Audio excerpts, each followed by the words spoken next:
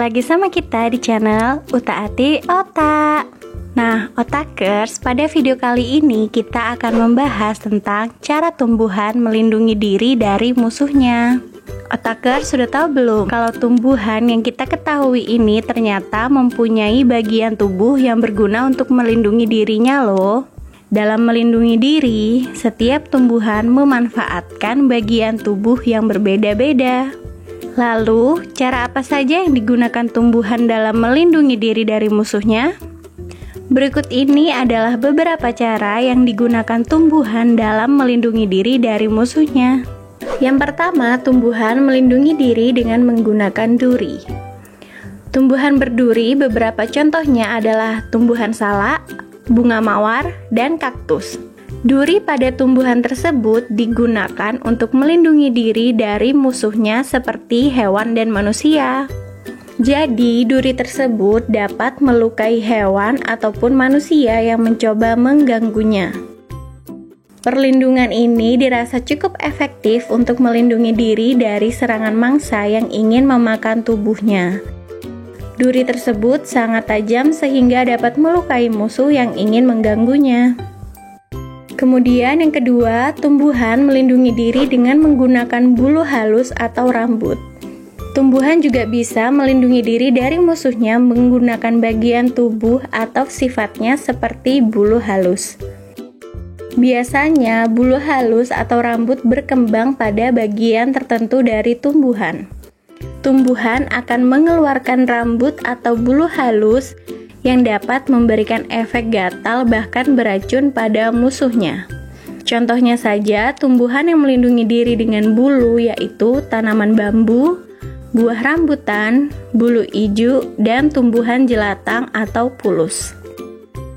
Cara yang ketiga adalah tumbuhan melindungi diri dengan menggunakan racun.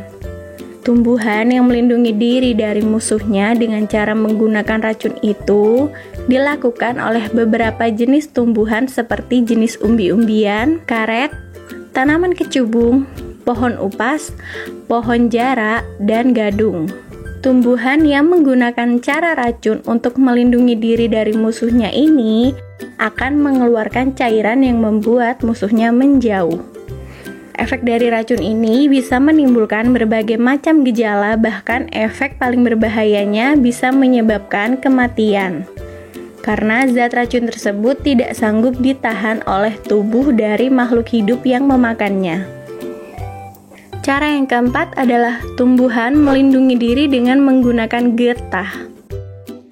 Cara tumbuhan melindungi dirinya menggunakan getah biasanya dilakukan oleh tumbuhan buah nangka dan karet.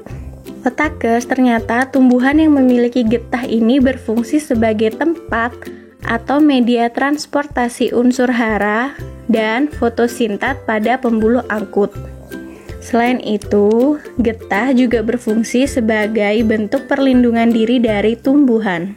Perlindungan tumbuhan menggunakan getah biasanya untuk menjebak atau membuat musuhnya terperangkap sehingga tidak bisa bergerak, sehingga hewan-hewan tak dapat memakannya. Cara yang kelima adalah tumbuhan melindungi diri dengan menggunakan aroma. Tumbuhan juga bisa melindungi dirinya dengan menggunakan atau mengeluarkan aroma tertentu yang ada dalam tubuh tumbuhan tersebut. Biasanya, cara ini dilakukan oleh tumbuhan bunga bangkai. Apabila ada musuh yang mendekati atau menyerangnya, maka tumbuhan akan mengeluarkan aroma yang kurang sedap, dan setelah aroma dikeluarkan, akan membuat musuh menjadi menjauh karena tidak tahan dengan aroma bangkai yang dikeluarkan tumbuhan tersebut. Cara yang keenam adalah tumbuhan melindungi diri dengan menggunakan cangkang keras.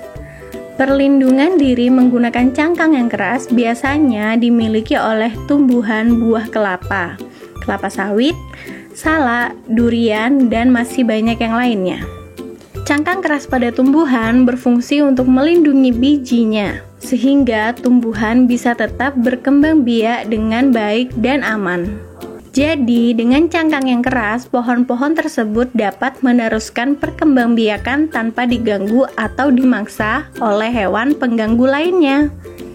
Cara yang ketujuh adalah tumbuhan melindungi diri dengan menggunakan daun. Cara melindungi diri menggunakan daun ini bisa dilakukan dengan dua jenis cara, yaitu terdapat tumbuhan yang melindungi diri menggunakan daunnya yang tajam, dan ada juga yang melindungi diri dengan cara menguncupkan daunnya. Perlindungan dengan menggunakan daun yang tajam biasanya dilakukan oleh tanaman nanas.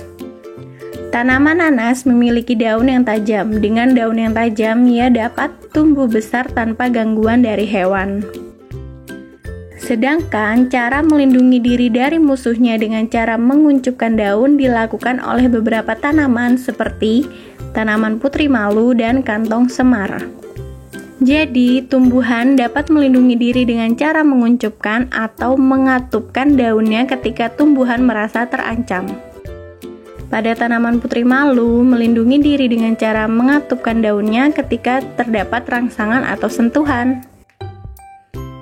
Nah, cara yang terakhir adalah tumbuhan melindungi diri dengan menggunakan rasa. Terdapat beberapa tumbuhan yang melindungi diri menggunakan rasa. Misalnya pada tumbuhan belimbing wuluh. Belimbing wuluh memiliki rasa yang pahit dan asam.